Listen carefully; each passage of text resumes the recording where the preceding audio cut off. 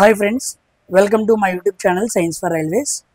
మనం ఆర్ఆర్బి ఎన్టీపీసీకి సంబంధించి ఆర్పిఎఫ్ఎస్ఐ పేపర్స్ ఎలా ఉంటాయనే విషయాన్ని మనం డిస్కస్ చేసుకుందాం. ఆర్పిఎఫ్ఎస్ఐ పేపర్స్లో మనకి 50 వరకు జనరల్ అవేర్నెస్ క్వశ్చన్స్ అనేవి అడుగుతూ ఉంటాడు. సో అక్కడ మనకి టోటల్గా 120 క్వశ్చన్స్ ఉండేది కాబట్టి సో 50 జనరల్ అవేర్నెస్ క్వశ్చన్స్ అనేవి చాలా హార్డ్గా, చాలా గట్టిగా జీకే కాన్సెప్ట్స్, సైన్స్ కాన్సెప్ట్స్ మంచిగా బిల్డప్ చేసి ఉంటాయి. సో మోస్ట్లీ 70 to 80% ప్యాటర్న్ అయితే అలాగే ఉండిద్ది, అడిగే క్వశ్చన్స్ కూడా అలాగే ఉంటాయి. కాబట్టి ఎస్ఐ పేపర్స్లోని జనరల్ అవేర్నెస్ అండ్ జిఎస్ ఈ రెండింటిని మనం బాగా అబ్జర్వ్ చేయగలిగితే సో మనకు ఒక ఎలా ఎన్టీపీసీకి ప్రిపేర్ అవ్వాలి అని ఒక ఐడియా క్రియేట్ అయ్యిద్ది. ఏ టాపిక్స్ మీద మనం అవగాహన పెంచుకోవాలనే విషయం కూడా తెలిసిద్ది. సో December 2, 2024 అంటే వెరీ రీసెంట్గా జరిగిన ఆర్పిఎఫ్ఎస్ఐ పేపర్స్లో మనం December 2 ఫస్ట్ షిఫ్ట్ పేపర్ని మనం డిస్కస్ చేసుకోబోతున్నాం. సో నేను ఎలా డీల్ చేస్తాననే విషయాన్ని చూడండి, ఓకేనా. సో మనం ఇంతవరకు జనరల్ సైన్సే మాట్లాడుకున్నాం, ఇప్పుడు జనరల్ అవేర్నెస్ కూడా మాట్లాడుకుంటాం. కాబట్టి ఎలా మాట్లాడుకోవాలి, ఏ కాన్సెప్ట్స్ని చదవాలి, ఏ కాన్సెప్ట్స్ ఎంతవరకు చదవాలి, history, polity, geography, economy, strategical and కాన్సెప్ట్స్లో వీటిని హైలైట్ చేసుకోవాలి 15 రోజులు అన్నది మీకు ఒక ఐడియా క్రియేట్ అయ్యింది, ఓకేనా. సో చాలా హార్డ్ వర్క్ చేసి ఇవన్నీ చేస్తున్నాను నేను, కాబట్టి అందరూ కూడా వీడియోని లైక్ చేసి అందరికీ ఫార్వర్డ్ చేయండి, ఓకేనా. సో ఏమాత్రం కూడా ఆలస్యం చేయకుండా మన వీడియోలోకి వెళ్దాం. వెరీ అప్డేటెడ్ జీకే క్వశ్చన్స్ అనమాట, 2024లో అడిగినవి. ఎస్ఐ పేపర్ అంటే చాలా హార్డ్గా ఉండిద్ది, సింగిల్ స్టేజ్ పేపర్ కాబట్టి ఆ లెవెల్లో ప్రిపేర్ అయితే we can be in safe side NTPC CBT 1కి, ఇక CBT 2కి చక్కగా ప్లాన్ చేసుకోవచ్చు, ఓకేనా. చూడండి ఆ క్వశ్చన్స్ కూడా మన ఎగ్జాక్ట్గా పేపర్ పేపర్ వేసినప్పుడు క్వశ్చన్స్ ఎలా ఉంటాయో అక్కడ పేపర్ నాకు దొరకలేదు, ఇది నాకు బయట దొరికిన PDF. సో క్వశ్చన్స్ అన్ని దగ్గరగా ఉంటాయి. నేను కూడా కాస్త తక్కువగా దగ్గరలో రాస్తూ ఉంటాను, జాగ్రత్తగా చూసి నోట్ చేసుకుంటూ ఉండండి, క్లియర్ చేస్తూ ఉంటాను రాయంగానే, ఓకేనా. నాకు మనం రాసిన ఎగ్జాక్ట్ పేపర్ PDFs అయితే దొరకలేదు, ఇలా దొరికింది. సో అడ్జస్ట్ అయి చదువుతున్నాను, ఓకేనా. సో కాస్త అడ్జస్ట్ అవ్వండి. చూడండి, who among the following was the founder of Indian space research organisation ISRO. ఈ స్పేస్ రీసెర్చ్ ఆర్గనైజేషన్స్ ఇవి కాకుండా ఇండియాలో ఉన్న ఇంపార్టెంట్ ఆర్గనైజేషన్స్ గురించి బాగా అడుగుతూ ఉంటాడు. సో ఎవరు అని అడిగాడు, మనందరికీ తెలుసు ఎవరు, Vikram Sarabhai. Vikram Sarabhai is the founder of Indian space research Organisation. ఇస్రోని ఏ సంవత్సరం ఏర్పాటు చేశారు, 1969లో ఏర్పాటు చేశారు, ఓకేనా. ఇస్రోకి హెడ్ క్వార్టర్ ఎక్కడ ఉంది, బెంగళూరులో ఉంది. నెక్స్ట్ సతీష్ ధావన్ తెలుసు కదా, రీసెంట్గా మనం శ్రీహరికోటలో మనం ఏ రాకెట్ లాంచింగ్ జరిగినా మన షార్ దగ్గర నుంచి పంపిస్తూ ఉంటాం అన్నమాట. షార్ అంటే శ్రీహరికోట హై ఆల్టిట్యూడ్ రేంజ్ అని అర్థం. శ్రీహరికోట హై ఆల్టిట్యూడ్ రేంజ్ అని మాట్లాడుతూ ఉంటాం. ఈ షార్కి రీసెంట్గా పేరు కూడా మార్చారు, దాన్ని SDSC అంటారు. సతీష్ ధావన్ స్పేస్ సెంటర్ అని కూడా పిలుస్తూ ఉంటారు, గుర్తుపెట్టుకోండి. నెక్స్ట్ హోమీ జహంగీర్ బాబా అంటే మనకు ఫాదర్ ఆఫ్ న్యూక్లియర్ ప్రోగ్రామ్ అనమాట. మన భారతదేశంలో న్యూక్లియర్ సంబంధించిన టెస్ట్లన్నీ కూడా చేస్తున్నామంటే హోమీ జహంగీర్ బాబా. మనకి బార్క్ తెలుసు కదా, బాబా అటామిక్ రీసెర్చ్ సెంటర్ ఆయన పేరు మీదగానే వచ్చిందనమాట, BARC BARC, Bhabha atomic research centre. Next APJ Abdul Kalam, అందరికీ తెలుసు. APJ అబ్దుల్ కలాం ఎన్నో ప్రెసిడెంట్ అని ఒక ఎగ్జామ్లో కూడా అడిగాడు, 11th ప్రెసిడెంట్ అనమాట. 11th president of India. ఎప్పటి నుంచి ఎప్పటి వరకు ఉన్నాడు ఆయన, 2002 నుంచి 2007, దీని మధ్యలో ఆయన ప్రెసిడెంట్గా వర్క్ చేశాడు, ఓకేనా. సో మిసైల్ మ్యాన్ అని కూడా పిలుస్తూ ఉంటారు, ఓకేనా. మనం మిసైల్ మ్యాన్ కూడా ఎక్కువగా పిలుస్తూ ఉంటాం. ఈయన సమక్షంలో మనకి ఏం జరిగినాయి, అగ్ని, పృథ్వీ, మనకి మిసైల్స్ తెలుసు కదా, అగ్ని, పృథ్వీ, ఆకాష్, త్రిశూలు, ఇలాంటి రకరకాల మిసైల్స్ డెవలప్మెంట్లో కూడా ఆయన భాగంగా ఉన్నారు. అందుకే మిసైల్ మ్యాన్ ఆఫ్ ఇండియా అని పిలుస్తూ ఉంటారు, ఓకేనా. సో డేటా మొత్తం గుర్తుపెట్టుకోండి, నేను రాయంగానే రఫ్ చేస్తాను, మీరైతే నోట్ చేసుకోండి, ఎందుకంటే కాస్త రాయడానికి ఇబ్బందిగా స్పేస్ ఉండదు కాబట్టి, ఓకేనా అమ్మా. సో ఫస్ట్ క్వశ్చన్కి ఆన్సర్ ఏంటి అంటే విక్రమ్ సారాభాయ్ అనమాట. సో ఫాదర్ ఆఫ్ ఆప్షన్స్ కూడా కనబడుతున్నాయి, ఓకే అలా ఉండమండి.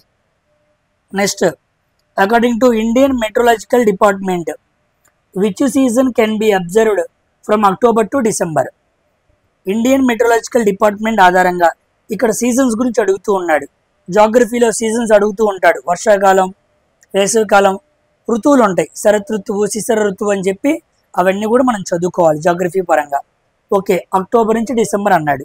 యాక్చువల్గా మనకి ముందు మన్సూన్ చూడండి. వర్షాకాలం ఎప్పుడు? June to September.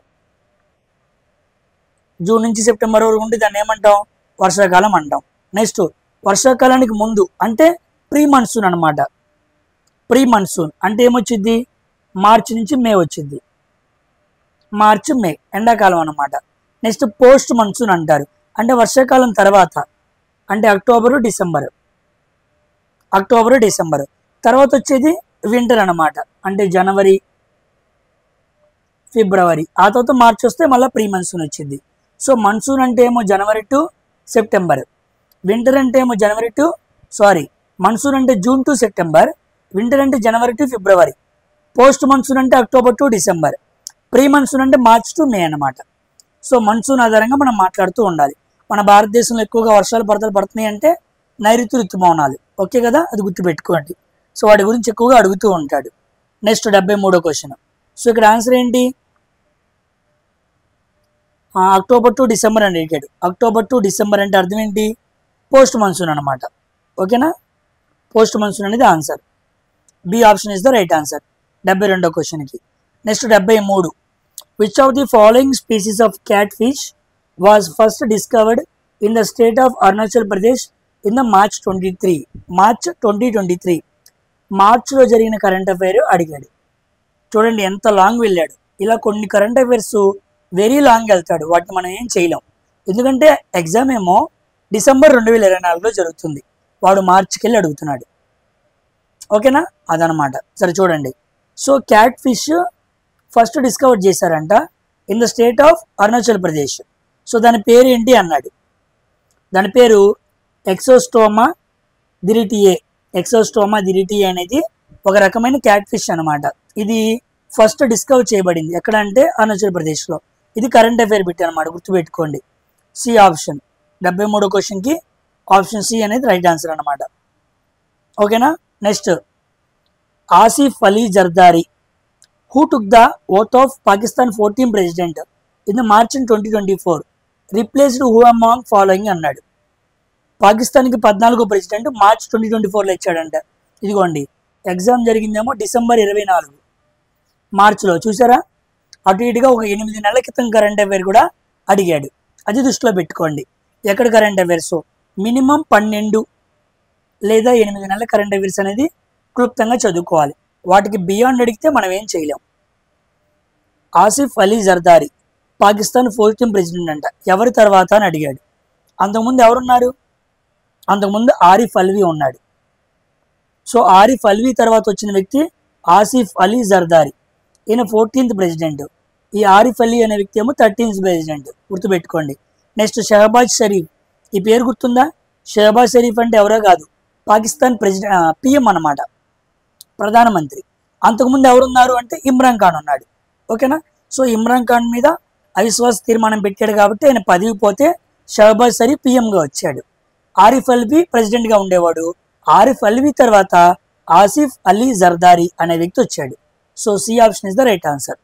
అపాయింట్మెంట్స్ అనే సెక్షన్ కింద మనం కరెంట్ అఫైర్స్లో దీన్ని చదువుకోవాలి. అపాయింట్మెంట్స్ చాలా చాలా ఇంపార్టెంట్. నెక్స్ట్ 75వ question. Which of the following NABARD subsidiaries sets an objective to provide credit facilities to individuals and other legal entities.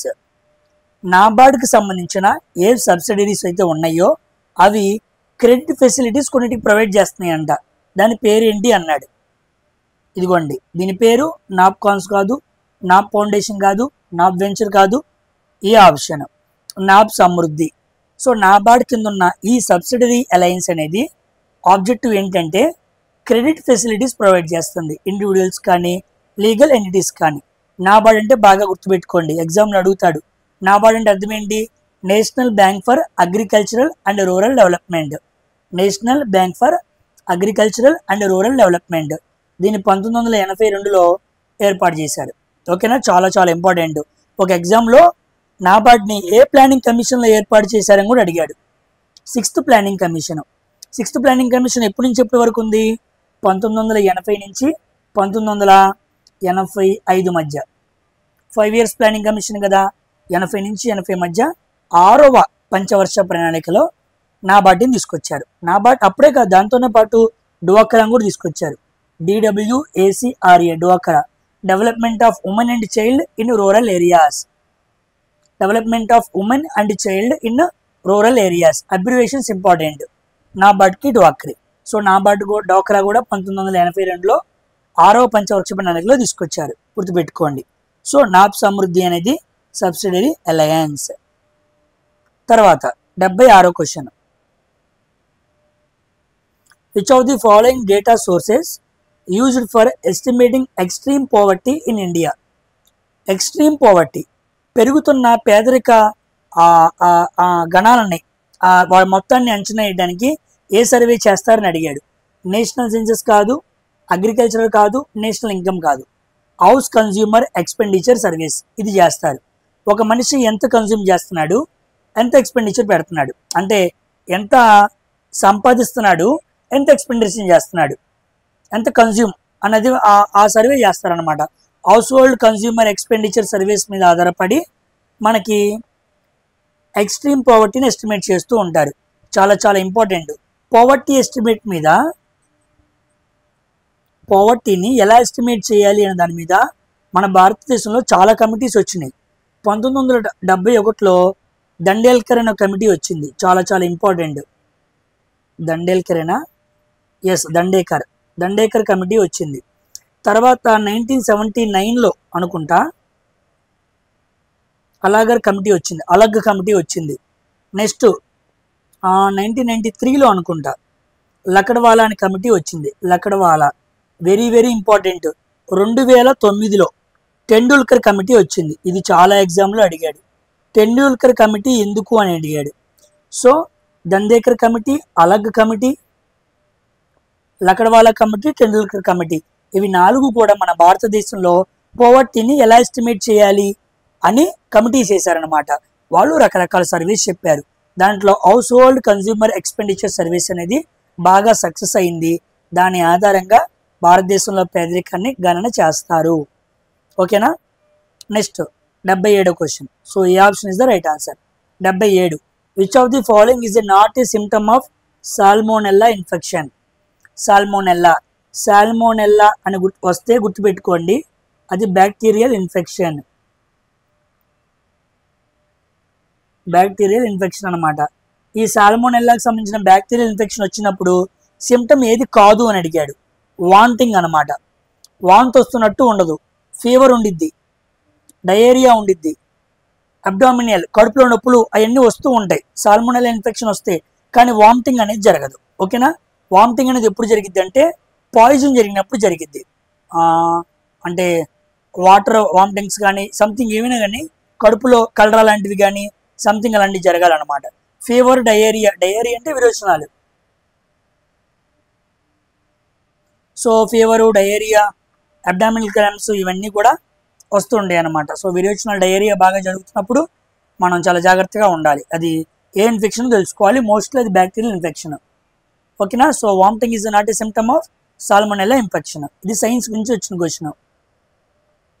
Science నుంచి మహా అయితే 4 నుంచి 5 వస్తాయి, చూస్తారుగా మీరే. నెక్స్ట్ 78వ question. Which of the following statement is true about the animal birth control rules 2023 notified by the central government in April 2023? April 2023 అడిగిన question అనమాట. యానిమల్ బర్త్ కంట్రోల్కి సంబంధించి రూల్స్ ఏంటి అన్నాడు. State government can choose any government veterinary hospital to implement animal birth control అన్నాడు. కాదు, veterinary hospital వాళ్ళు animal birth control programme నిర్వహించరు. Next local bodies అన్నారు, వాళ్ళు కాదు. Next state government are allowed to, okay ఈ option right, B option. Local bodies are allowed to conduct the animal birth control programme but only through the animal welfare board. Animal welfare board సహాయంతో local bodies అనేవాళ్ళు ఏం చేయాలి? Animal birth కంట్రోల్ని నిర్వహించాలి. దానికి సంబంధించిన rules అన్ని follow అవ్వాలన్నమాట. కాబట్టి వాళ్ళు మాత్రమే అది చేయాలి, అంతేగాని ఎవరు పడితే వాళ్ళు చేయకూడదు. స్టేట్ గవర్నమెంట్ కాదు, only state government are allowed to, ఇది కూడా కాదు. Local bodies under animal welfare board వాళ్ళ సమక్షంలో మాత్రమే చేయాలి. ఓకేనమ్మా. 79వ క్వశ్చన్, ఫిబ్రవరి 2024 అంటే 9 నెలల క్రితం అడిగిన క్వశ్చన్ అనమాట, కరెంట్ అఫైర్స్ పరంగా. ఇది డిసెంబర్ 2024లో జరిగింది. మీకు ఇంటిమేషన్ ఇస్తున్నాను ఎక్కడి నుంచి చదువుకోవాలని మీకు ఐడియా క్రియేట్ అవడానికి.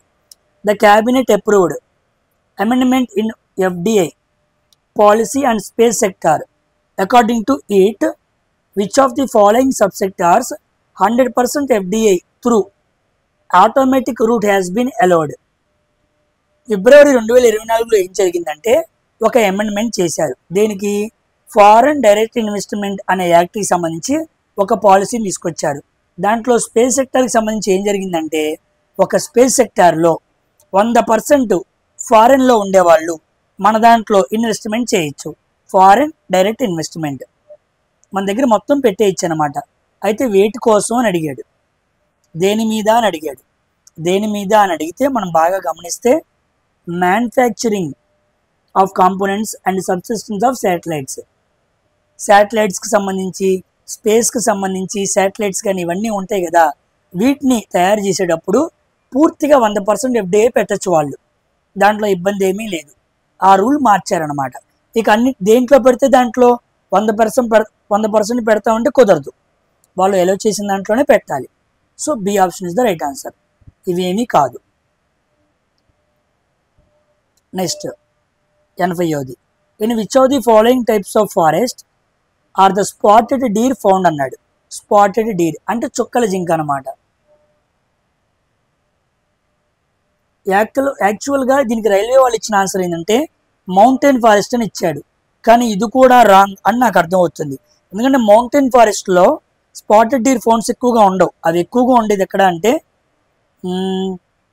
డెసిడ్యూస్ ఫారెస్ట్లో ఎక్కువగా ఉంటాయి మాట్లాడుకుంటే. ఓకేనా. మ్యాంగ్రూవ్స్ అంటే మడ అడవులు, మౌంటైన్ ఫారెస్ట్ అంటే పర్వత అడవులు. అర్థం కాని వాళ్ళకి తెలుగులో చెబుతున్నాను. డెసిడ్యూస్ అంటే ఆకురాల్చు అడవులు, థ్రోన్ ఫారెస్ట్ అంటే ముళ్ళు అడవులు. ఎక్కువగా ఎవర్ గ్రీన్ సతత హరితారణ్యాలు అంటారు తెలుగులో. ఈ ఫారెస్ట్లోను తర్వాత డెసిడ్యూస్ ఫారెస్ట్లోనే ఎక్కువగా ఉంటాయి, మౌంటైన్ ఫారెస్ట్లో ఉండవు. కానీ రైల్వే వాళ్ళు ఆన్సర్ ఇచ్చారు, చూడండి మీరు ఒకసారి వెరిఫై చేసుకోండి. చుక్కల జింక చూసారా, అడవుల్లో ఎంత డీప్గా ఏ జీవి ఏ అడవుల్లో ఉంటుందో కూడా అడిగాడు. ఫారెస్ట్ రిపోర్ట్ చాలా చాలా ఇంపార్టెంట్. రీసెంట్గా జనవరిలో ఫారెస్ట్ రిపోర్ట్ కూడా వచ్చింది. అడవులు ఏ రాష్ట్రంలో ఎక్కువ, ఏ రాష్ట్రంలో తక్కువ, ఎంత ఇంక్రిమెంట్ జరిగింది, అడవులు ఎలా ఉన్నాయి, చెట్లు ఎలా ఉన్నాయని అడుగుతూ ఉంటాడు. So please be refer forest report asked in January current affairs. 81వ question, the impeachment of president in Indian constitution is borrowed. ప్రెసిడెంట్ని రిమూవ్ చేసేయడం అంటే మహా అభియోగ తీర్మానం అంటారు, ఇంపీచ్మెంట్ ఆఫ్ ప్రెసిడెంట్. సో దాన్ని మనం ఎక్కడి నుంచి తెచ్చుకున్నాం అడిగాడు. ఎక్కడి నుంచి తెచ్చుకున్నాం? అమెరికా నుంచి తెచ్చుకున్నాం ఇంపీచ్మెంట్ ఆఫ్ ప్రెసిడెంట్. మరి ఫ్రెంచ్లో స్వేచ్ఛ, సమానత్వం, సౌభ్రాతృత్వం అనే వాటిని తెచ్చుకున్నాం. ఈక్వాలిటీ, లిబర్టీ, ఫ్రాటర్నిటీ అంటారు వాటిని. నెక్స్ట్ బ్రిటన్లో మనం బ్రిట్స్. ఓకేనా. అదేవిధంగా ఇంకా చాలా తెచ్చుకున్నాం. పార్లమెంట్ ఐడియా, ఇక్కడేమో న్యాయ సమీక్ష, ఐడియల్ ఆఫ్ జస్టిస్, ఇలాంటివి. కెనడాలో అయితే గవర్నర్స్ని ఎన్నుకునే విధానం. Next federal system. ఇవన్నీ కూడా మనం కెనడా నుంచి తెచ్చుకున్నాం. సో ఏ దేశాల నుంచి ఎలాంటి బారోయింగ్స్ తెచ్చుకున్నాం అనే క్వశ్చన్ ఎక్కువగా పాలిటీలో అడుగుతూ ఉంటాడు, దాన్ని రిఫర్ చేయండి. ఓకేనా. తర్వాత 82వ క్వశ్చన్, ఇది చూడండి అసలు ఏ లెవెల్లో అడిగాడో చూడండి. Manu Bhaker, Sarabjit Singh first Indian shooting pair to win a Olympic medal in shooting. Paris 2024 ఒలింపిక్స్లో ఫస్ట్ షూటింగ్ పెయిర్ అనమాట వీళ్ళు మెడల్ తేవటం, bronze medal. Which country to win the bronze medal, ఏ దేశం మీద కలిసి బ్రాంజ్ మెడల్ తెచ్చారని అడిగాడు. అసలు ఎవరు పెట్టలేదు. ఓకేనా. సో దీనికి ఆన్సర్ సౌత్ కొరియా అనమాట. గుర్తుపెట్టుకోండి. ఇలాంటి క్వశ్చన్స్ కొన్ని ఉంటాయి ఎవరు పెట్టలేని, ఇలా కావాలని ఇస్తూ ఉంటాడు. South Korea is the answer అనమాట. వాళ్ళు గెలిచిన విషయం గుర్తుండిద్ది, వాళ్ళు ఏ స్పోర్టో గుర్తుండిద్ది, కానీ వాళ్ళు ఎవరి మీద గెలిచారన్నది మాత్రం వీ నెవర్ ఎక్స్పెక్ట్. అలాంటి కొన్ని అడుగుతూ ఉంటాడు. నెక్స్ట్ 83, ఇదిగోండి మళ్ళా పాలిటీకి సంబంధించి. పాలిటీ బాగా articles, parts, schedules, amendments, borrowings ఇవి మీరు బాగా చూడాలి. ఓకేనా? Which of the following articles of Indian constitution state that all minorities whether based on religion or language shall have the right to establish and administer educational institutes of their choice అన్నాడు. అంటే ఏమీ లేదు, కొంతమంది minorities ఉన్నారు, వాళ్ళు religion కానీ language కానీ వాళ్ళు విద్యా సంస్థలు పెట్టుకోవచ్చు, నడిపించవచ్చు. దానికి ఏ ఆర్టికల్ కారణం అని అడిగాడు. ఓకేనా? ఏ ఆర్టికల్ కారణం? ఆర్టికల్ 30. మనకు తెలుసు కదా, 29, 30 ఆర్టికల్ కాన్స్టిట్యూషనల్ కాదు, 29, 30 ఆర్టికల్ దాన్ని ఏమంటారు, సాంస్కృతిక, అంటే మైనారిటీస్ సంబంధించి వాళ్ళ విద్యా సంస్థలు కానీ వాళ్ళ చదువు పెట్టుకునే అన్ని అవకాశాలు వాళ్ళకు ఉంటాయి అన్నమాట. 29, 30 గుర్తుపెట్టుకోండి. సో దాన్ని కల్చరల్ రైట్స్ అంటారు. ఓకేనా? మనకు తెలుసు కదా, 14 to 18, 19 to 21 అలా ఫండమెంటల్ రైట్స్లో వచ్చింది అనమాట. ఇది 29, 31. 29 ఏమో వాళ్ళ సంస్థలు ఏమైనా ఏర్పాటు చేసుకోవటం, 30 ఏమో వాళ్ళు కూడా విద్యా సంస్థలు ఏర్పాటు చేసుకోవచ్చు, వాటిని నిర్వహించవచ్చు. దే హ్యావ్ రైట్ అనమాట. ఓకేనా? So educational and cultural rights అంటారు వీటిని. ఇక్కడ రాస్తున్నాను, ఎడ్యుకేషనల్ అండ్ కల్చరల్ రైట్స్ ఆ మైనారిటీస్కి సంబంధించి వాళ్ళు ఏర్పాటు చేసుకోవచ్చు. సో 30 అనేది ఎడ్యుకేషనల్కి సంబంధించి, 20 అనేది కల్చరల్, గుర్తుపెట్టుకోండి.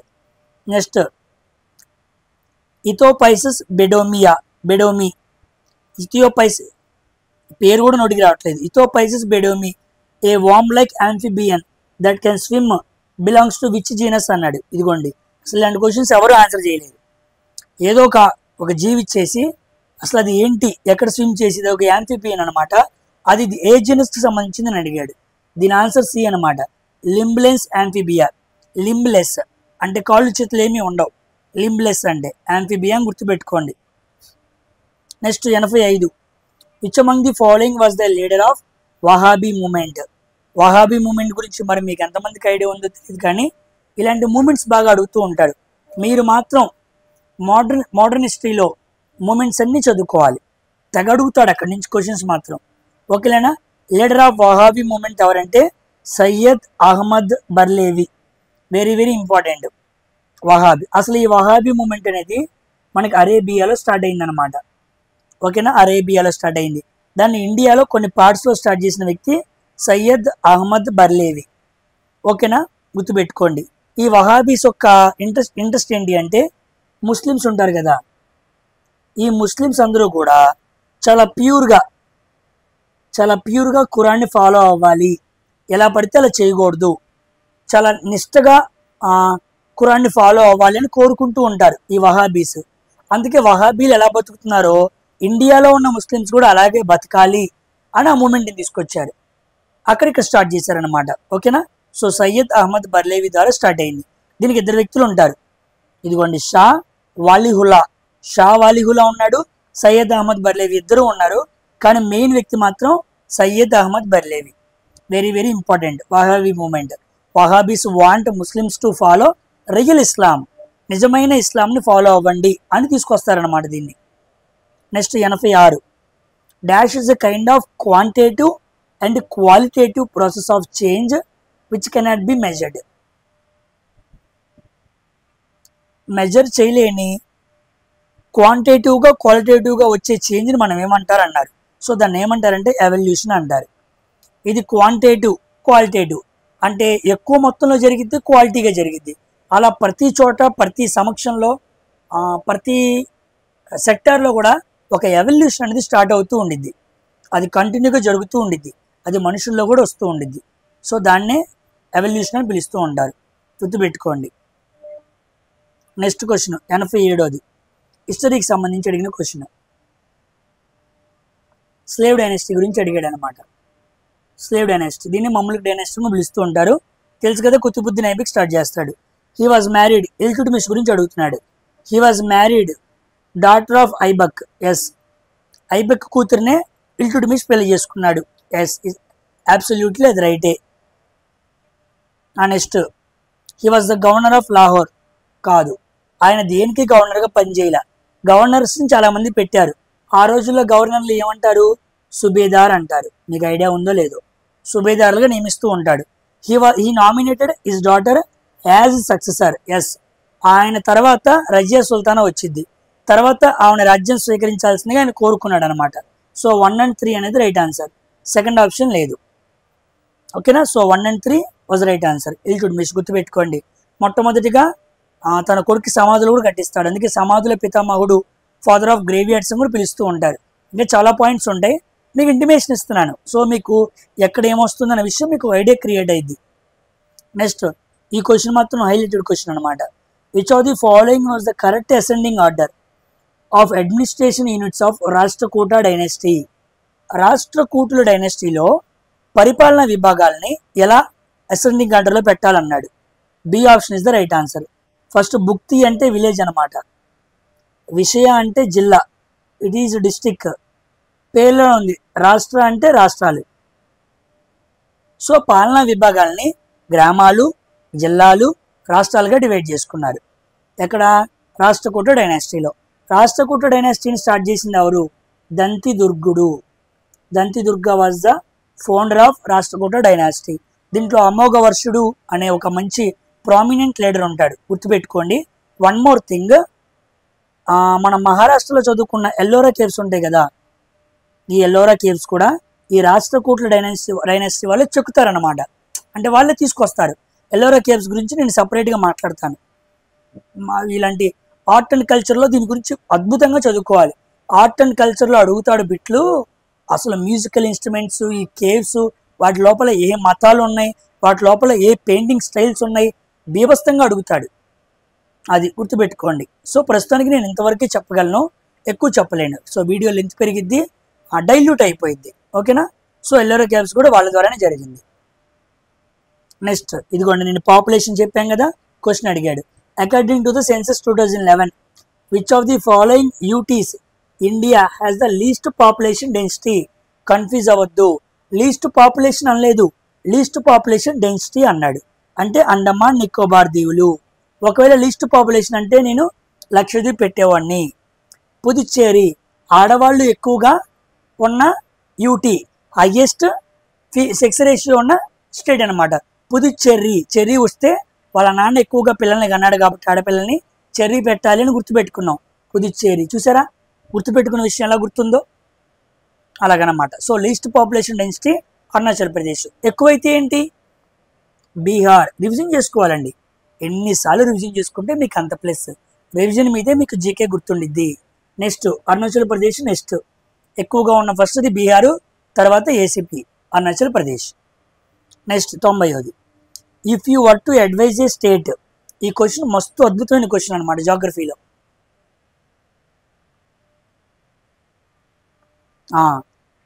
If you were to advise a state, ఒక స్టేట్కి నువ్వు అడ్వైజ్ చేయాలంట in India to start sesame. Sesame అంటే నువ్వులు అనమాట,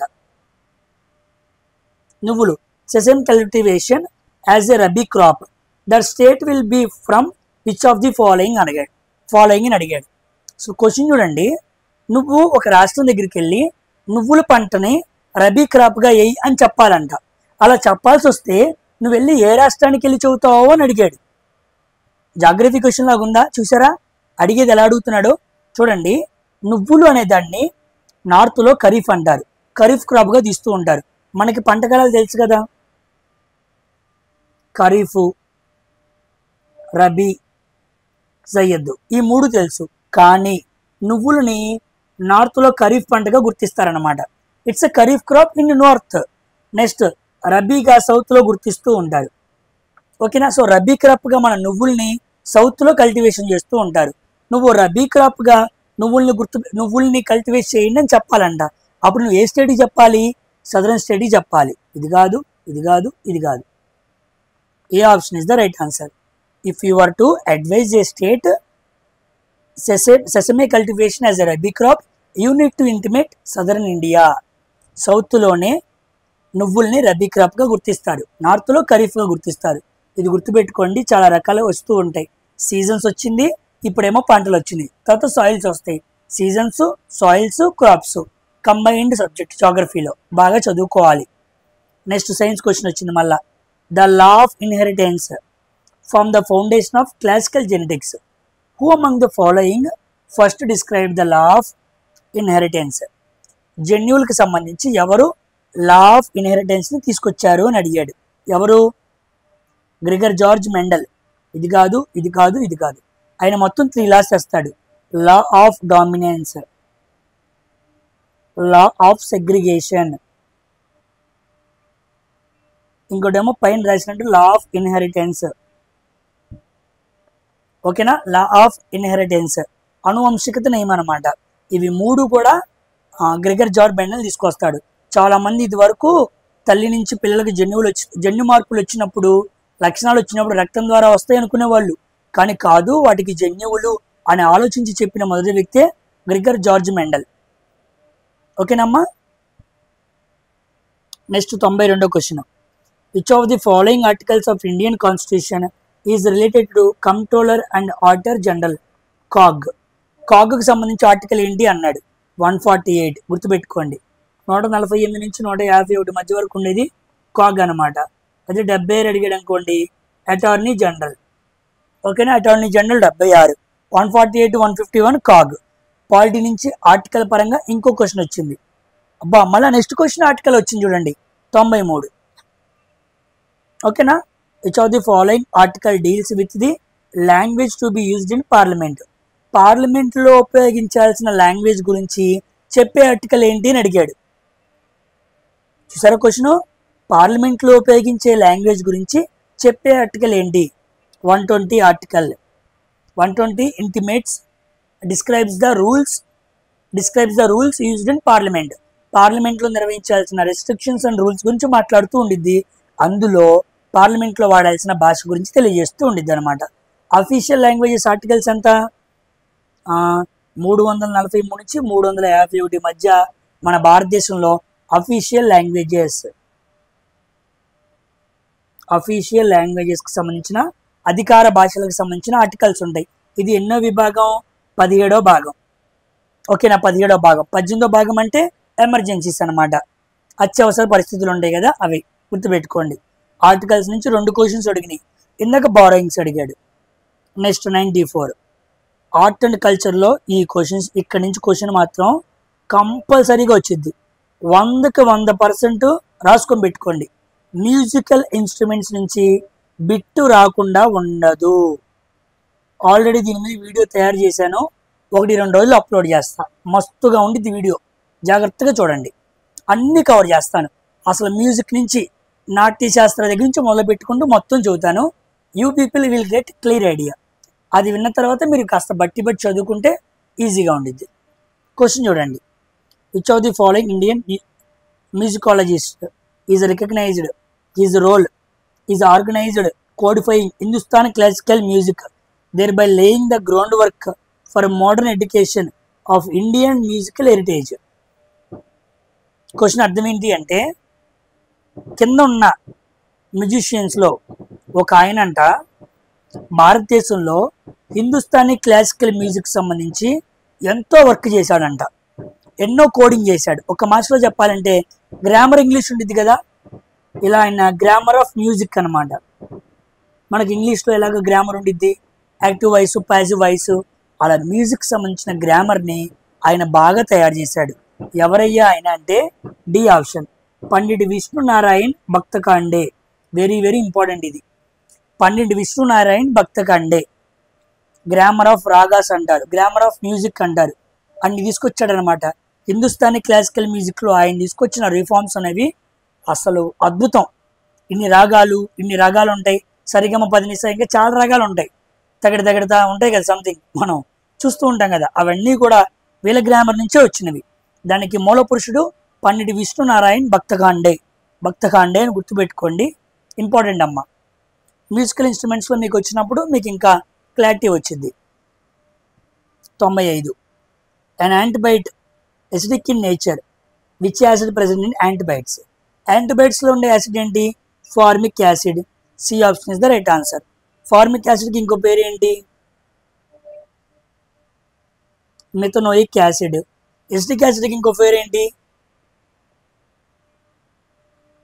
ఇథనోయిక్ యాసిడ్. దీని ఫార్ములా CH3COOH, ఇదేమో HCOOH. ఆక్సాలిక్ యాసిడ్ ఎక్కడ ఉండిద్ది? టొమాటోలో ఉండిద్ది, యాపిల్లో కూడా ఉండిద్ది. యాపిల్ ఉండేది మ్యాలిక్ యాసిడ్ అనుకుంటే, ఆక్సాలిక్ యాసిడ్ టొమాటో అనుకుంటా నాకు గుర్తున్నంత వరకు. ఓకేనా, చెక్ చేయండి ఒకసారి. లీఫీ గ్రీన్ వెజిటేబుల్స్లో కూడా ఉండిద్ది, లీఫీ గ్రీన్ వెజిటేబుల్స్ ఆకుకూరలో ఉండిద్ది. లాక్టిక్ యాసిడ్ డైరీ ప్రొడక్ట్స్లో ఉండిద్ది. ఓకేనా, లాక్టిక్ యాసిడ్ ఫార్ములా ఏంటి? ఇక్కడ రాస్తున్నాను. Lactic acid formula C3H6O3. గ్లూకోజ్లో సగం ఉండిద్ది అనమాట లాక్టిక్ యాసిడ్, గుర్తుపెట్టుకోండి. సో యాసిడ్స్ గురించి క్వశ్చన్ అడిగాడు. నెక్స్ట్ ఇదిగోండి, సెన్సెస్ నుంచి మరో క్వశ్చన్ వచ్చింది చూసారా? 2 సెన్సెస్ క్వశ్చన్స్ వచ్చినాయి. According to census of India 2011, which of the following groups of states recorded population more than 30 crore? ఏదో కన్ఫ్యూజ్ చేయడానికి అడిగాడు, కానీ ఎక్కువ పాపులేషన్ ఉన్న స్టేట్స్ ఏంటి అదే అర్థం. ఉత్తరప్రదేశ్, మహారాష్ట్ర. మూడో స్టేట్ ఏంటి? బీహారు. తక్కువ స్టేట్ ఏంటి? సిక్కిము. అంతే కదా, ఎక్కువగా ఉన్నది ఉత్తరప్రదేశ్, మహారాష్ట్ర, బీహార్. తక్కువగా ఉంది సిక్కిం అన్నమాట. ఎక్కువగా ఉన్నది ఢిల్లీ, తక్కువగా ఉన్నది లక్షద్వీప్. ఓకేనా. నెక్స్ట్ 2 క్వశ్చన్స్ వచ్చినాయి ఇప్పటి వరకు సెన్సెస్లో.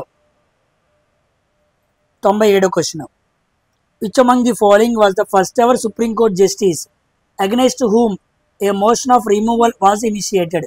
ఇలాంటి క్వశ్చన్స్ ఎవరు పెట్టలేరులే. ఒక సుప్రీంకోర్టు జస్టిస్ ఉన్నాడనమాట. ఆయన సుప్రీంకోర్టు న్యాయమూర్తి, ప్రధాన న్యాయమూర్తి కాదు, న్యాయమూర్తులు సామాన్యంగా తీసేయరు, కానీ ఒక న్యాయమూర్తిని తీసేశారనమాట. ఎవరు ఆ న్యాయమూర్తి? ఫస్ట్ సుప్రీంకోర్టు న్యాయమూర్తిగా ఉండి పదవిని కోల్పోయిన వ్యక్తి ఎవరంటే జస్టిస్ రామస్వామి. ఎవరు? జస్టిస్ రామస్వామి, గుర్తుపెట్టుకోండి. ఈయన హైకోర్టు పంజాబ్, హర్యానాకి పనిచేస్తున్నప్పుడు ఒక కుంభకోణానికి పాల్గొన్నాడు. అప్పుడు విషయం బయటపడలేదు. సుప్రీంకోర్టు జడ్జి అయిన తర్వాత విషయం బయటపడితే ఆయన తీసేశారనమాట. ఓకేనా. ఈ ఆర్టికల్ చాలా ఇంపార్టెంట్ సుప్రీంకోర్టుకి సంబంధించి. సుప్రీంకోర్టు ఆర్టికల్స్ ఎక్కడి నుంచి ఎక్కడి వరకు? 124 to 147. ఓకేనా. ఇప్పుడు రీసెంట్గా మన సుప్రీంకోర్టు జడ్జి మారిపోయాడు. 52వ CJI ఎవరు? గవాయ్, బిఎన్ గవాయ్ అనుకుంటా. 51 అప్పుడు ఎవరు?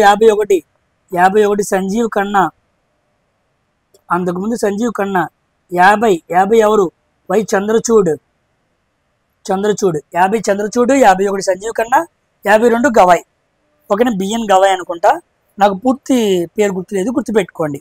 కరెంట్ అఫైర్స్ కింద చాలా important.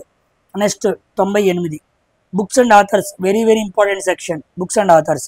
Which of the following were the book white tiger? White tiger అనే ఒక నావెల్ కూడా నెట్ఫ్లిక్స్ తీసుకుని సినిమా కూడా తీస్తుంది. ఓకేనా. వైట్ టైగర్ రాసింది ఎవరు? అరవింద్ అడిగా. Very important. అరవింద్ అడిగా ఇంకో బుక్ కూడా చాలా బాగుండిద్ది, సినిమా కూడా ఉంది అనుకోండి దానికి. లాస్ట్ మ్యాన్ ఇన్ టవర్ అనే బుక్ కూడా ఆయనే రాశాడు. Next Arundhati Roy. Very important. మన ఇండియాలో ఉన్న ఒక ఆథర్కి మ్యాన్ బ్రోకర్ ప్రైజ్ వచ్చింది. లిటరేచర్లో వచ్చే పెద్ద ప్రైజ్ అనమాట మ్యాన్ బ్రోకర్ ప్రైజ్. ఏమో చాలా బుక్స్ రాసింది. The god of small things, the cost of living, Azadi, ministry of utmost happiness, ఇవన్నీ కూడా అరుంధతి రాసిన బుక్స్ అనమాట. సో వీటిని రిఫర్ చేయండి మీరు. ఓకేనా. Next 99, which among the following Muslim leaders first propounded the theory of 2 nations? 2 nations గురించి మొదటగా తీసుకొచ్చిన వ్యక్తి ఎవరంటే మహమ్మద్ ఇక్బాల్. అందరూ మహమ్మద్ అలీ జిన్నా పెడతారు, తప్పు. మహమ్మద్ అలీ జిన్నా కాదు. 2 nations, పాకిస్తాన్ వేరు, ఇండియా వేరు అనే ఆలోచన తీసుకొచ్చిందే ఈయన మహమ్మద్ ఇక్బాల్. దీన్ని బాగా తర్వాత ముందుకు తీసుకెళ్లిన వ్యక్తి జిన్నా. ఓకేనా, గుర్తుపెట్టుకోండి. Mohammad Iqbal. 2 nation theory was proposed by Iqbal. Next 100వ క్వశ్చన్ అవర్ సైన్స్ క్వశ్చన్. చూడండి. The force needed to extend and compress a spring by small distance is proportional to distance. కాదు. Whenever an object exerts a force on second object exerts an equal force on the first. Okay, అయితే వాడేం అడిగాడు? సెకండ్లో అడిగాడు. వీడు third law గురించి చెప్పాడు. ఇది కాదు. The acceleration of the object depends on the mass of the object and the amount of force. Yes, force equal to mass into acceleration. So second law అన్నాడు అంటే D C option is the right answer. ఓకేనా, రెస్ట్లో ఉందంట, ఇది inertia. Inertia అంటే first law. So D కాదు, B కాదు, A కాదు, సి. యాక్సలరేషన్ అనేది మాస్కి ఫోర్స్కి సంబంధించిందని చెప్పే న్యూటన్స్ లా ఎన్నోది, మూడోది, సి ఆప్షన్. ఓకేనా.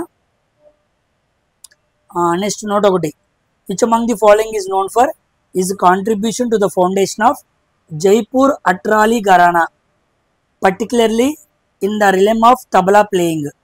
జైపూర్ అట్రాలి ఘరానా, చూడండి, ఘరానా అంటే అర్థం ఏంటంటే మ్యూజిక్ స్కూల్ అన్నమాట. మ్యూజిక్ స్కూల్ అప్పుడు ఆ రోజుల్లో ఘరానా అని పిలుస్తూ ఉంటారు. ఈ జైపూర్ అనే అట్రాలి అనే ప్రాంతంలో జైపూర్ అట్రాలి ఘరానా అనే మ్యూజిక్ స్కూల్ని తీసుకొచ్చిన వ్యక్తి ఎవరు అని అడిగితే చాలా చాలా ఇంపార్టెంట్. ఇది ఇలాంటివి కొన్ని ఉన్నాయి, ఇవన్నీ మీకు మ్యూజికల్ ఇన్స్ట్రుమెంట్స్లో నేను వివరంగా చెబుతాను. ఉస్తాద్ అలాదియా ఖాన్, గుర్తుపెట్టుకోండి, ఉస్తాద్ అలాదియా ఖాన్ ఈయన తీసుకొచ్చాడు అనమాట. ఈయన ఒక హిందుస్థానీ క్లాసికల్ సింగర్ అనమాట. ఈయన తీసుకొచ్చాడు, స్కూల్ ఆఫ్ మ్యూజిక్ అనమాట అది, జైపూర్ అట్రాలి ఘరానా అని గుర్తుపెట్టుకోండి.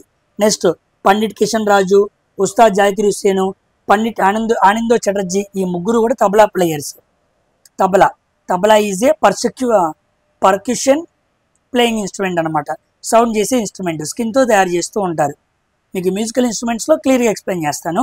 సో కిషన్ మహారాజు, ఆనందో చటర్జీ, జాకిర్ హుస్సేన్ చాలా ఇంపార్టెంట్. పాటలో కూడా ఉండిద్దిగా, జాకిర్ హుస్సేన్ తబలా నువ్వేనా సోనా అని ఉండిద్దే, ఆ పాటలో జాకిర్ హుస్సేన్ పేరు కూడా వచ్చింది అనమాట. మనకి టీ యాడ్స్లో కూడా వస్తూ ఉంటాడు. So tabla player very very important. రీసెంట్గానే చనిపోయాడు, క్యాన్సర్ వచ్చి అనుకుంటా, ఎప్పుడో కరెంట్ అఫైర్స్లో చూసినట్టు గుర్తు. నెక్స్ట్ నోట్, రెండో question, which among the following programs aims to provide food and nutritional status of people experiencing poverty. మన ఇంటికి రేషన్ వచ్చిద్దా, రేషన్ వస్తుంది కదా, ఏ scheme, public distribution scheme, PDS అంటారు. అందుకే మీ ఇంటి దగ్గరికి రేషన్ కార్డు వాళ్ళు వచ్చి మీ దగ్గర మిషన్తో కొడుతూ ఉంటారు, కొడుతున్నప్పుడు పీడిఎస్ అని పడిద్ది, పబ్లిక్ డిస్ట్రిబ్యూషన్ సిస్టమ్ అనమాట. దాని ద్వారా మనకి ఫుడ్ గ్రెయిన్స్ అనేది ప్రొవైడ్ చేస్తూ ఉంటారు. అయితే కోవిడ్ టైంలో మనకి రేషన్ ఫ్రీగా ఇచ్చారు. అందరం మనం బియ్యము, ఇంకా రాగులు, జొన్నలు ఇచ్చారు బలం కోసం. అప్పుడు ఆహారం మనం చాలా ఇబ్బంది పడుతున్నామని చెప్పి దానికి ఒక స్కీమ్ తీసుకొచ్చారు పీడిఎస్ కింద, PMGKAY, ప్రధానమంత్రి గరీబ్ కళ్యాణ్ అన్నా యోజన. ప్రధానమంత్రి Garib Kalyan Anna Yojana, it is a scheme under public distribution system to provide food grains freely in కోవిడ్-19. కోవిడ్-19లో ఫ్రీగా ఇవ్వడానికి ఈ స్కీమ్ తీసుకొచ్చారు. ఇంపార్టెంట్, ఇది 2019లో వచ్చింది. దీని ప్రకారంగా నెలలో మనకి 2 సార్లు ఇచ్చేవాళ్ళు, ఒకటేమో మామూలు కోట, ఇంకోటేమో ఫ్రీ కోట. అప్పుడు మనం రూపాయి కూడా ఇచ్చేవాళ్ళం కాదు బియ్యానికి. నేను తీసుకున్నాం కరోనాలో, గుర్తుంది, అందుకే చదువుతున్నాను. నెక్స్ట్ నోట్ 3, అసలు ఈ క్వశ్చన్ చూడండి, క్వశ్చన్ చూడంగా షాక్ అయిపోయా. ఇప్పుడు స్లేవ్ డైనెస్టీ అంటే మనకి ఐబక్, నెక్స్ట్ రజియా సుల్తానా, మధ్యలో ఇల్టుడ్మిష్, నెక్స్ట్ బాల్బను, ఇలాంటి ప్రామినెంట్ లీడర్స్ రావాలి కదా. కానీ స్లేవ్ డైనెస్టీలో ఉన్న కింగ్స్ని, రూలర్స్ని క్రొనాలజికల్ ఆర్డర్లో పెట్టమని వీరి మధ్య చిన్న చిన్న వాళ్ళు ఉంటారే వాళ్ళని ఇచ్చాడండి. సుజాస్ ఎవరైనా పెట్టగలరా? అలా ఇచ్చాడు క్వశ్చన్. చూడండి క్వశ్చన్ ఎలా అడుగుతున్నాడు. ఫస్ట్ ఎవరు? రుక్నుద్దీన్ ఫిరోజ్ షా, ఆ తర్వాత బహ్రమ్ షా, ఆ తర్వాత అల్లావుద్దీన్ మసూద్ షా, ఆ తర్వాత నజరుద్దీన్ మహమ్మద్. ఇది ఆర్డర్ అన్నమాట. వీళ్ళు కూడా స్లేవ్ డైనెస్టీలో ఉండే రూలర్సే, వీళ్ళ మధ్యలో ఉంటారు.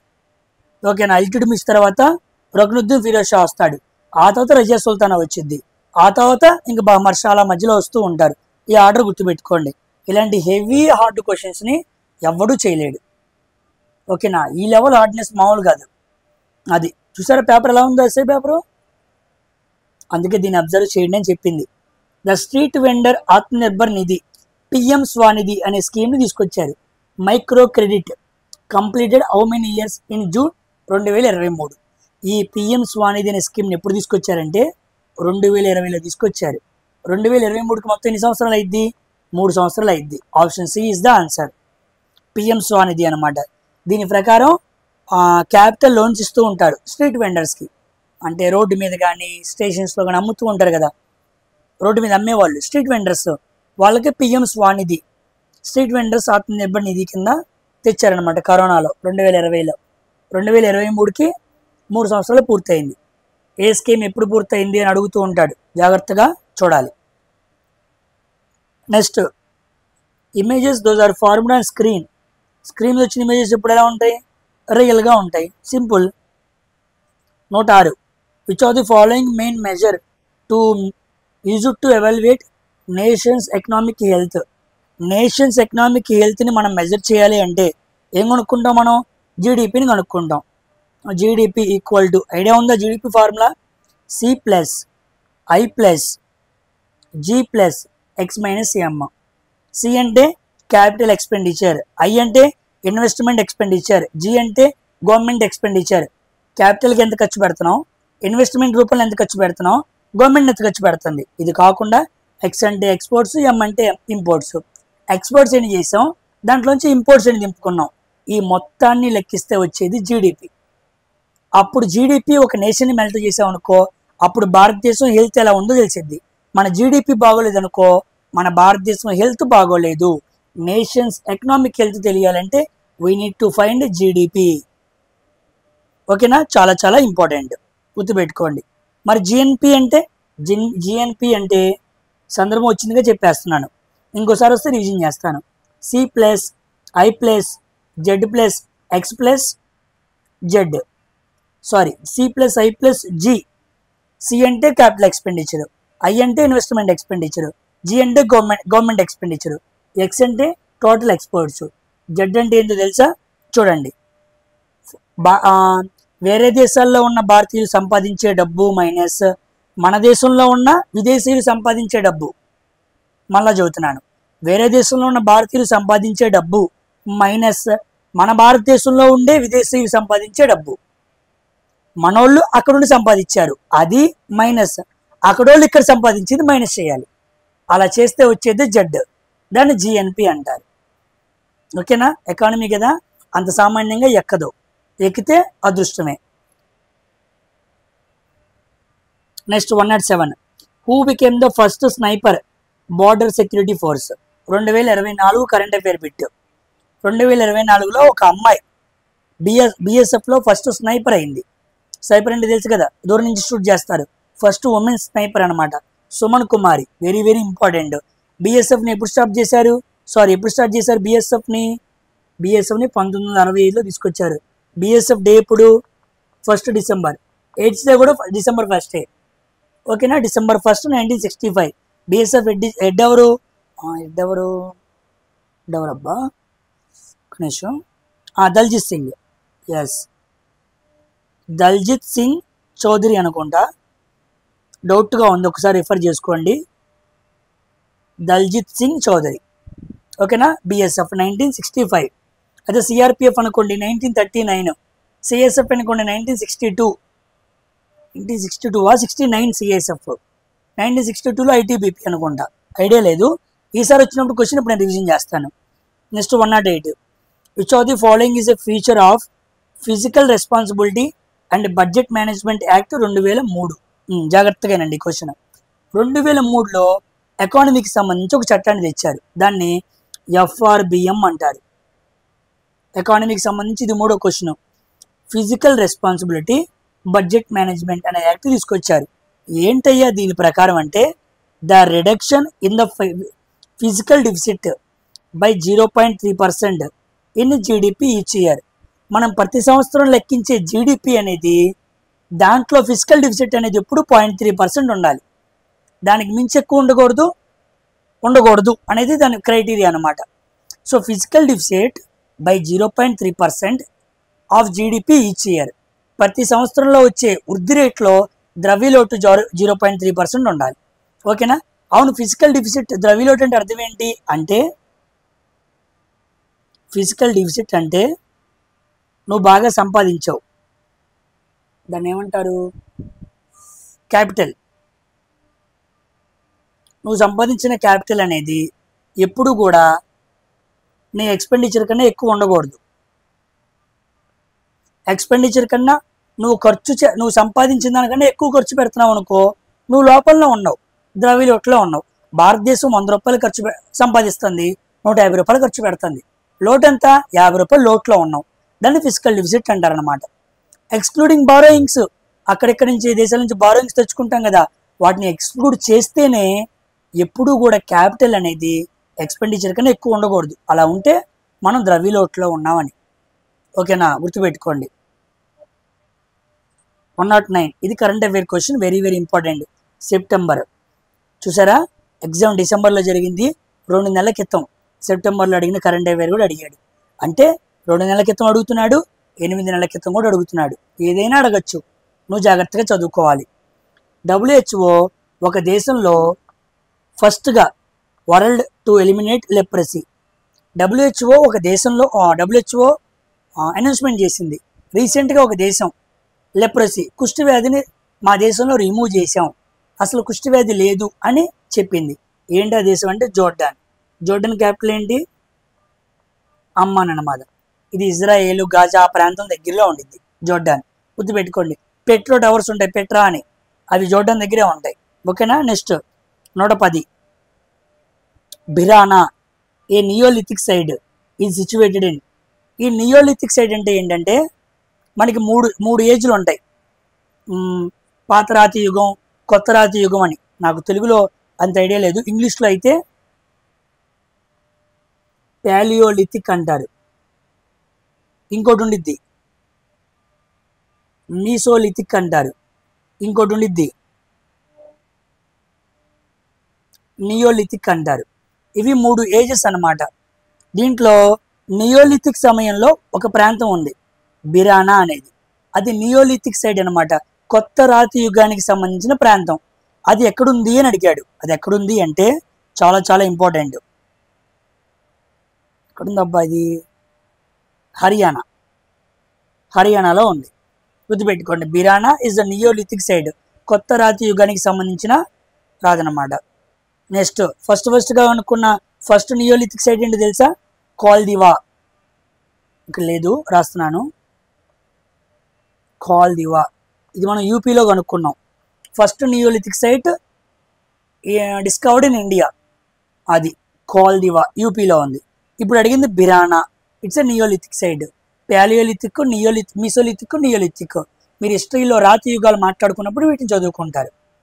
Next 111 ex officio chairman of Rajya Sabha, మళ్ళా పాలిటీ నుంచి. ఇది 4వ 5వ పాలిటీ నుంచి. ఎక్స్ అఫీషియో చైర్మన్ ఎవరు ఉంటారు?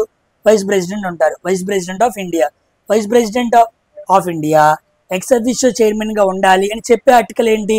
కామెంట్ సెక్షన్లో రాయండి చూద్దాం ఎంతమందికి తెలుసో.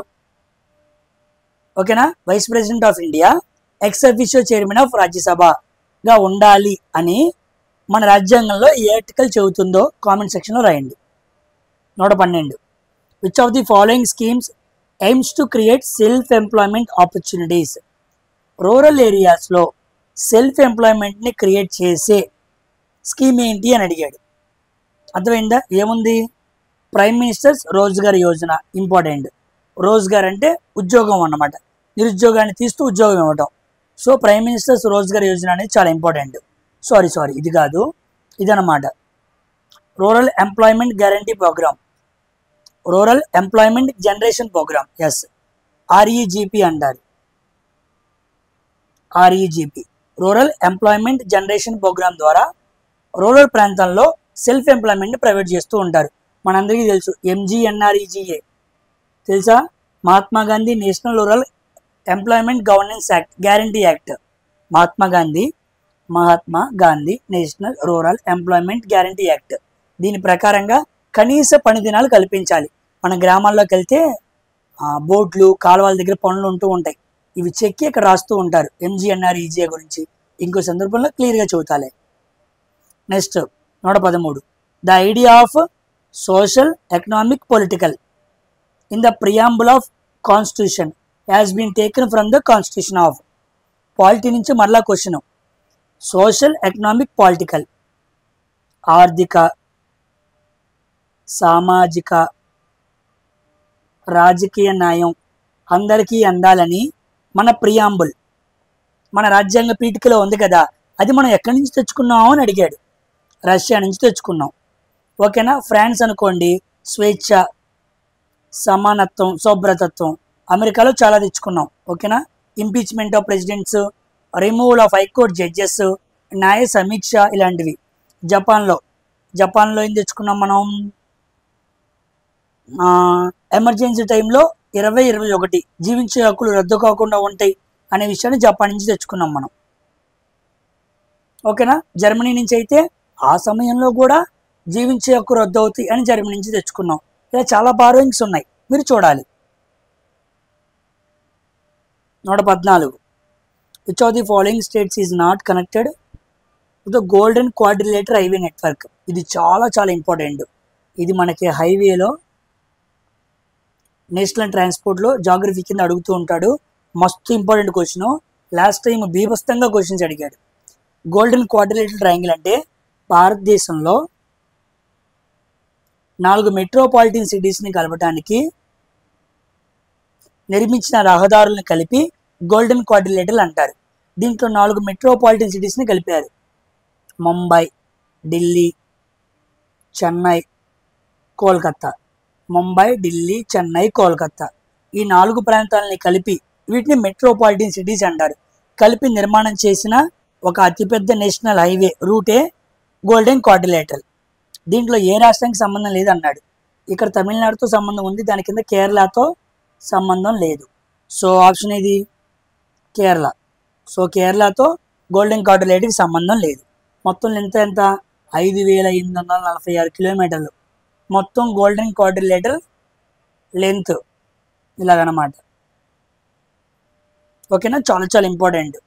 నేషనల్ ట్రాన్స్పోర్ట్లో మాట్లాడుకున్నప్పుడు వివరంగా మాట్లాడుకుందాం. Next, Indian chess player Raunak Sadhwani who finished joint second in the masters group of 30th Abu Dhabi international chess festival that concluded August 24. ఆగస్టులో ఎగ్జామ్ డిసెంబర్ అయితే ఆగస్టులో కరెంట్ అఫైర్ అడిగాడు. ఇదిగోండి అసలు క్వశ్చన్ చూడండి. రానక్ సద్వానీ ఒక అమ్మాయి అబుదాబి ఇంటర్నేషనల్ చెస్ ఫెస్టివల్లో గెలిచింది. ఓకేనా. సో అమ్మాయి ఏ సిటీ అని అడిగాడు. సరే క్వశ్చన్ ఎలా ఉందో. ఇలాంటివి ఎక్కువ మంది మనం పెట్టలేము, గుర్తుపెట్టుకోండి. నాగ్పూర్ చదువుతున్నాను. కరెంట్ అఫైర్స్ ఏ లెవెల్లో వెళ్తాడో అని అర్థం అవడానికి చదువుతున్నాను. 116. In which month is the hornbill festival celebrated? Hornbill festival ఏ రాష్ట్రం? నాగాల్యాండ్. దీన్ని ఏమంటారు? ఫెస్టివల్ ఆఫ్ ఫెస్టివల్స్ అంటారు. ఇది ఎప్పుడు డిసెంబర్లో జరుపుతూ ఉంటారు. ఓకేనా. డిసెంబర్ గుర్తుపెట్టుకోండి. వింటర్ సీజన్లో జరుగుతూ ఉండిద్ది. Next 117 question. అసలు ఈ క్వశ్చన్ చూడండి ఎలా అడిగాడు. Correct sequence of following biosphere reserves అని అడిగాడు. From east to west. ఇది ఈస్ట్, ఇది వెస్ట్. ఈస్ట్ నుంచి వెస్ట్ వైపు వెళ్తున్నప్పుడు బయోస్పియర్ రిజర్వ్స్ చాలా చాలా ఇంపార్టెంట్ జాగ్రఫీలో. అది వాటిని అమర్చండి అన్నాడు. చూద్దాం. ఫస్ట్ ఇచ్చింది ఏంటి? సుందర్బన్. సుందర్బన్ అనేది ఎక్కడ ఉండిద్ది? వెస్ట్ బెంగాల్లో ఉండిద్ది. సో 1. నెక్స్ట్ ఇచ్చింది ఏంటి? సిమ్లిపాల్. సిమ్లిపాల్ అనేది ఏంటి? ఒడిషా. సో వెస్ట్ బెంగాల్ తర్వాత ఒడిషా వచ్చింది. ఇది 4. తర్వాత అచానక్మర్ అమర్కంటక్. అచానక్మర్ అమర్కంటక్ అనేది మనకి మధ్యప్రదేశ్లో అండ్ ఛత్తీస్గఢ్లో వచ్చింది. 4. 3. అచానక్మర్ అమర్కండ్ గుర్తుపెట్టుకోండి. ఇది మనకి వింధ్యా, సాత్పురా పర్వతాల మధ్య వచ్చింది. తర్వాత పంచమర్హి, వెరీ వెరీ ఇంపార్టెంట్. మధ్యప్రదేశ్లో ఉండే పంచమర్హి ఎక్కడ ఉండిద్ది? సాత్పురాలో ఉండిద్ది. ఇది 2.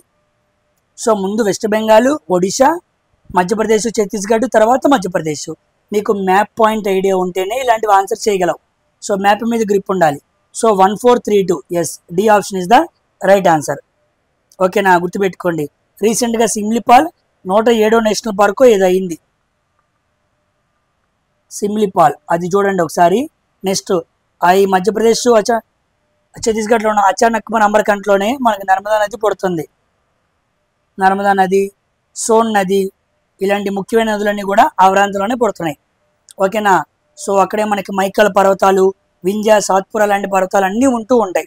జాగ్రఫీ వచ్చినప్పుడు మీకు క్లియర్గా అర్థమైద్ది. Next question 118. Which among the following has assumed the charge of chief of army training command in Shimla? 2022లో ఆర్మీ ట్రైనింగ్ కమాండ్ ఎవరిని అడిగారు? ఎవరు పెడతారు చూడండి. ఇలాంటి క్వశ్చన్స్ని ఎక్కువ మంది ఆన్సర్ చేయలేరు. ఓకేనా? సో ఉంటాయి కొన్ని ఇలాంటివి ఉంటాయి, అయితే మీరు అంత ఎక్కువగా పట్టించుకోవాల్సిన పని లేదు, గుర్తుపెట్టుకోండి. ఓకే, అందుకే నేను నెగ్లెక్ట్ చేస్తున్నాను. Next, senior IAS officer Deepak Kumar as appointed by the election commission as the new home secretary to which of the following states of India March 2024. ఇది కరెంట్ అఫైర్ బిట్టే. ఓకేనా? మార్చ్ 2024లో అపాయింట్మెంట్ అడిగాడు, గుర్తుపెట్టుకోండి. నెక్స్ట్, ఈ రెండు మీకు అంత ఇంపార్టెంట్ ఏం కాదు. Next 120 in January Sarbananda Sonowal launched హరిత నౌక guidelines river cruise tourism road map 24/7 at the inland waterways development council.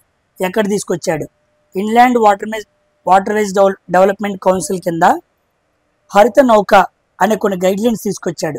River cruise టూరిజంని, అంటే రివర్స్ ద్వారా కొన్ని క్రూయిజ్ షిప్లు ఉంటాయి, వాటి ద్వారా టూరిజంని ప్రమోట్ చేస్తూ ఉంటారు. అక్కడ హరిత నౌక అనే కొన్ని గైడ్లైన్స్ తీసుకొచ్చారు, అంటే సముద్రాన్ని పడవల్ని చెత్త వేసి నాశనం చేయకుండా కాపాడటానికి. సో అది ఎక్కడ స్టార్ట్ చేశాడంటే కోల్కత్తా, గుర్తుపెట్టుకోండి, కోల్కత్తా. ఓకేనా? సో మార్చ్ కరెంట్ అఫైర్, జనవరి కరెంట్ అఫైర్. సో కాచు అర్థమైందిగా మీకు పాయింట్ ఎక్కడి నుంచి ఎక్కడ అడుగుతున్నాడో. సో మీకు పాలిటీ టచ్ అయింది, జాగ్రఫీ టచ్ అయింది, ఎకానమీ టచ్ అయింది, హిస్టరీ టచ్ అయింది. కరెంట్ అఫైర్స్లో సెప్టెంబర్ కరెంట్ అఫైర్ అడిగాడు, జనవరి అడిగాడు, మార్చి అడిగాడు, 2023 అడిగాడు. ఎగ్జామ్ 24లో జరిగింది. సో అన్నిటినీ చదువుకునే సమయం మన దగ్గర లేదు, చదవలేము కూడా, చదివినా గుర్తుండదు. సో మోస్ట్లీ మీరు 8 నెలలు రఫ్గా ఎలా అడుగుతున్నాడో చూసి అవి చదువుకోండి. ఓకేనా? సో మొత్తం చదువుకుని టైం వృధా చేసుకోవద్దు, ఏమడుగుతున్నాడో అవి చదువుకోండి. ఓకేనా? సో ఆర్పిఎఫ్ ఎస్ఐకి సంబంధించి ఫస్ట్ షిఫ్ట్ పేపర్ని అడిగిన 50 క్వశ్చన్స్. సో 70 నుంచి 120 అంటే 50 జనరల్ అవేర్నెస్ క్వశ్చన్స్ మాట్లాడుకున్నాం. ఓకేనా? సమయం ఇప్పుడు ఎంత అవుతుందో తెలుసా? 1 అవుతుంది. సో 1కి కూర్చొని ఓపిక్గా ఇవన్నీ చదువుతున్నాను నేను. సో ఇవన్నీ మీకు ఉపయోగపడాలి అన్నది ఉంది, నా స్వార్థం కూడా కొంత ఉంది, నేను చదువుకోవాలని, కానీ మీ అందరికీ ఉపయోగపడాలని కూడా చదువుతున్నాను. సో ప్లీజ్ అందరికీ వీడియోని షేర్ చేయండి.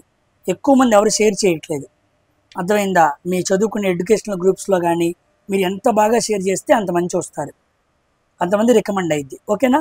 నా కష్టానికి ఒక అర్థం ఉండేది. సో మరొక పేపర్తో మరొకసారి కలుద్దాం. Until then thank you very much for watching science for railways. Bye.